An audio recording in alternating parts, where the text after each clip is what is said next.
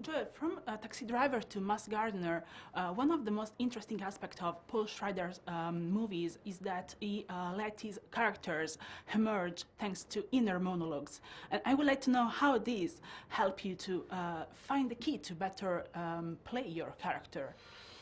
Yeah, it's interesting. You know,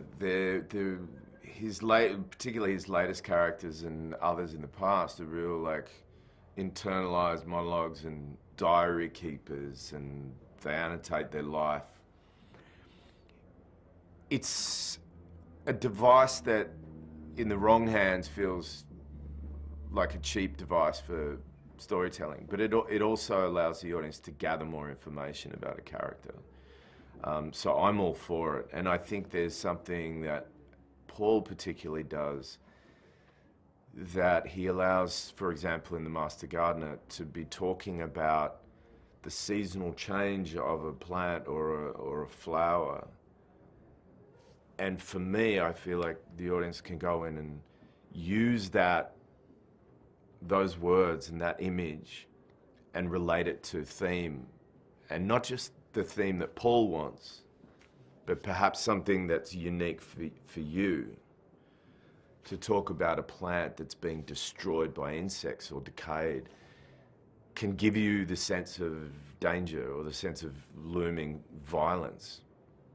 And that's an impression, but he's not giving you an exact roadmap to how to read the film. And I love films that you can reach in and take something for yourself. What I always admire about his writing is the capacity to create a tension that seems that never explode until it does. Do you feel the same when you read the screenplay? Because I have this sensation watching the movie that we arrive at the end waiting for that key moment. Yeah. I'm always impressed by movies that, like you say, for me, it's the feeling of getting like a rubber band and stretching it and stretching it and stretching it. Or a child blowing up a balloon too big, and you're waiting for that to explode. And the moment it explodes or the moment something breaks, there's a tension that gets to be released. And there's something really artful, I think, in writing of being patient and confident to put the audience in the experience where they're feeling that stretch, waiting for something to break. I think a lot of movies and movie makers are looking to always thrill you, but the result is sometimes the tension loses. So there's any possibility of danger within this film, and yet when and how is the excitement, I think.